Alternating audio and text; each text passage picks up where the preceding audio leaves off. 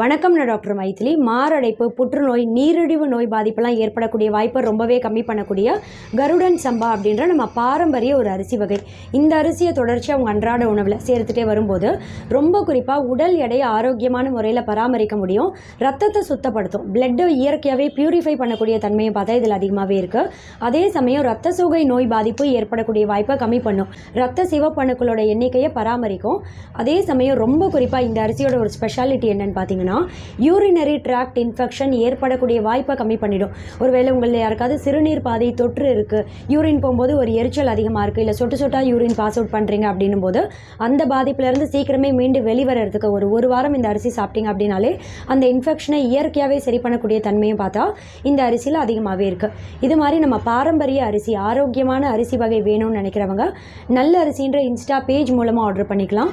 நல்ல அரிசின்ற mobile app install பண்ணியும் நீங்கள் ஆர்டர் பண்ணிக்கலாம்.